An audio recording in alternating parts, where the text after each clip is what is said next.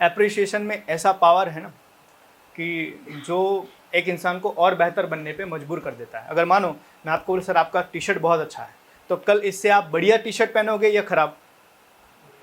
बढ़िया। आज आपने कुछ बोला और मैंने बोला सर आपने बहुत अच्छी चीज़ बोली, तो आप नेक्स्ट टाइम फिर से और भी बढ़िया चीज़ बोलने की कोशिश करोगे। अगर आपने कुछ किया और मैंने बोला सर आपने ये काम बहुत अच्छा किया, तो नेक्स्ट डे आप उससे बेहतर करने की कोशिश करो, बिकॉज एप्रिसिएशन आपको मोटिवेट करता है। तो ये एप्रिसिएशन करना बहुत ज़रूरी है, और वो एप्रिसिएशन सबसे पहले यहां से शुरू होता है। आपको अपने लोगों को सपोर्ट करना पड़ेगा, राइट? अगर वो बोलने की कोशिश कर रहा है, यू आर डूइंग गुड, आप अच्छा कर रहे हो, आप बढ़िया कर सकते हो। ये चीज़ सामने वाले बंदे को और भी बेहतर फील करवाएगी आपके साथ ये कम्युनिकेशन करने में। और हो सकता है कि शायद उसने कुछ गलती की, कुछ गलत किया, तो उसको आप आराम से प्राइवेटली बात कर सकते हो कि भाई यहाँ पर तुम थोड़ा और भी करेक्शन करोगे ना, तो आप और भी सुधार कर सकते हो। मैं आपको एक स्टोरी बताता हूँ कि कभी भी मिस्टेक, किसी की भी मिस्टेक हो, तो उसके ऊपर हंसने की बजाय आपको उसको कैसे करेक्ट करना चाहिए। एक राजा होता है, उसके घर पे, उसके राज्य में, उसके वहाँ पर परिवार में बहुत टाइम से कोई बच्चा पैदा नहीं हुआ होता है। तो बहुत सालों के बाद उनके वहाँ पे एक लड़का होता है। तो लड़का होता है तो वो बुलाता है बहुत बड़े बड़े ज्योतिष को कि जरा इसका आप कुंडली देखो कि ये भविष्य में क्या बनेगा। बहुत सारे ज्योतिष आते हैं, तो वो देखते हैं कुंडली, तो सब बोलते हैं सर आपका बेटा जो है आपके सिंहासन पे बैठने से पहले मर जाएगा। तो राजा को बड़ा गुस्सा आता है, बोला ये तो इतने साल के बाद पैदा हुआ, ऊपर से फिर तुम ऐसा बोल रहे हो। तो फांसी चढ़ा देता है ज्योतिष को, ऐसे बहुत लोगों को मार दिया। तो एक दिन दूसरे गांव से एक ज्योतिष आया, तो राजा ने सुना कि यार ये बहुत बड़ा ज्योतिष है और इसको बहुत ज्ञान है, तो उसको बुलाया, बोला कि मेरे बेटे के बारे में देखो। अब उस ज्योतिष ने पता किया था कि भाई ये अगर उसके बेटे के बारे में जो भी ऐसा बोलता है उसको मार देते। तो उसने बोला ठीक है कोई बात नहीं। तो उसने पूरी कुंडली देखी। कुंडली देखने के बाद में उसको पता चला कि भाई है तो सीन वही कि बच्चा मर जाएगा इसका, उसके सिंहासन बैठने से पहले। तो उसने क्या कहा, आपका बेटा, ठीक है, आपके जीते जी आपका पोता आपके सिंहासन पे बैठेगा। आपके जीते जी आपका पोता आपके सिंहासन पे बैठेगा। अब कोई मुझे बता सकता है इसका मतलब क्या हुआ? एनीवन? उसका पोता कब बैठेगा उसके सिंहासन पे? जब उसका पिता मर जाएगा तब। दैट मीन कि उस ज्योतिष ने भी यही कहा कि तुम्हारा बेटा तुम्हारे सिंहासन पे नहीं बैठ पाएगा, वो मर जाएगा। लेकिन उसने उस बात को अलग तरीके से बोला कि तुम्हारे जीते जी तुम्हारा पोता तुम्हारे सिंहासन पे बैठेगा, और उसको राजा ने बहुत सारा इनाम दिया। सेम थिंग, तो सेम थिंग है। कोई बोल रहा है, अगर गलती कर रहा है, उसको अलग अलग तरीके से समझाओ कि भाई यहाँ पर और बढ़िया हम कर सकते हैं। ऐसा मतलब भाई तू तो है ना आવું बोले છે, तने आवड़તું નથી, तने खबर નથી पड़ती, आने थोड़ी आ रीते के, ये सब करने के बजाय बेटर ये है कि आप इसको और बेहतर तरीके से बोल सकते हैं। ये आपको अप्रिशिएट करना है, राइट? सो आई थिंक हमने काफ़ी डिस्कशन की, हेल्दी डिस्कशन की। आप में से बहुत सारे लोगों के बहुत सारे दिमाग में, माइंड में क्वेश्चंस होंगे। सो आप मुझसे वो क्वेश्चन पूछ सकते हो। आपके दिमाग में कोई भी क्वेश्चन हो आपके स्टडी के रिगार्डिंग या फिर आप जो कर रहे हो उसके रिगार्डिंग, तो आप मुझे पूछ सकते हो। Yes, anyone would you like to ask?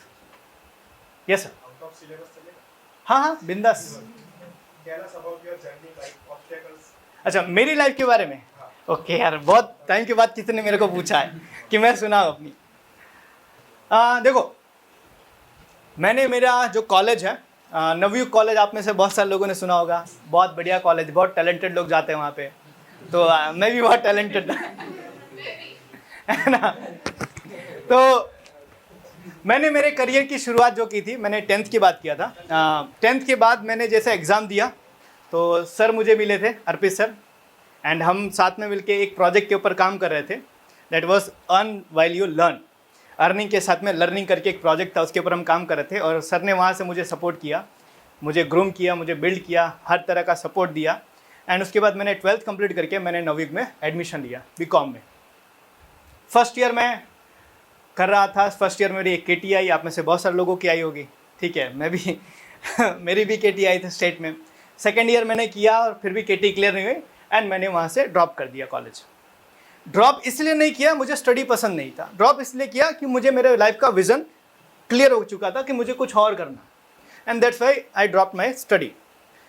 उसके बाद मैंने बिजनेस एनालिस्ट का कोर्स किया, बिजनेस कोचिंग प्रोग्राम किए, बिजनेस कंसल्टेंट का प्रोग्राम किया, और वो सारी चीज़ें करने के बाद में मैं एक कंसल्टेंट, एक बिजनेस कोच, एक बिजनेस ट्रेनर बना।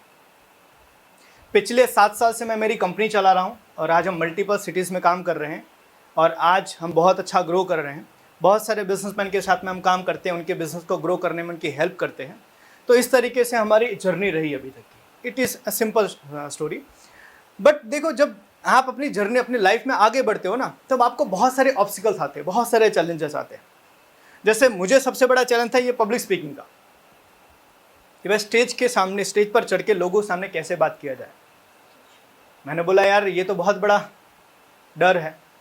एंड आप लोग को बताऊं कि दुनिया में second most fear public speaking है।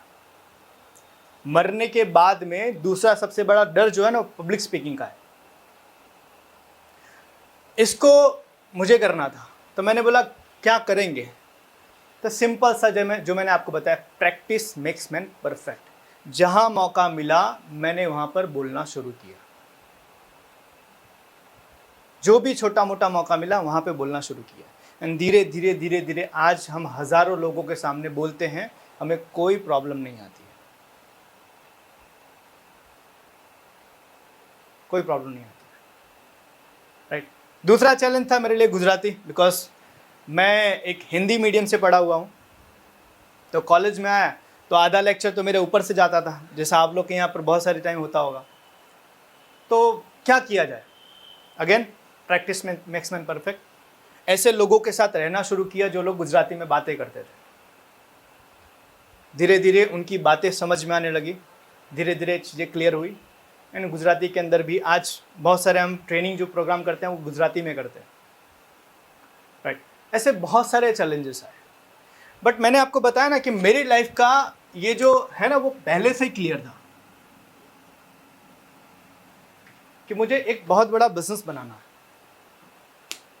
और मुझे एक पब्लिक स्पीकिंग करनी है, एक ट्रेनर बनना है। ये पहले से ही मुझे क्लियर था, एंड मैंने आज तक उस विज़न को पकड़ के रखा, एंड मैं अच्छा ग्रो कर रहा हूँ। तो लाइफ में चैलेंजेस तो आएंगे ही, और चैलेंज आपकी ज़िंदगी में नहीं है तो समझो आप अपनी ज़िंदगी में कुछ अच्छा नहीं कर रहे हो। आपकी लाइफ में प्रॉब्लम आ रहा है तो समझो कि आप सही डायरेक्शन में काम कर रहे हो, बिकॉज चैलेंजेस आपको स्ट्रांग बनाते हैं, चैलेंजेस आपको और बेहतर बनाते हैं, तकलीफ़ें आपको और अच्छा लर्निंग देती है। तो अगर आपकी लाइफ में चैलेंजेस आ रहे हैं तो आप डेफिनेटली ग्रो कर रहे हो।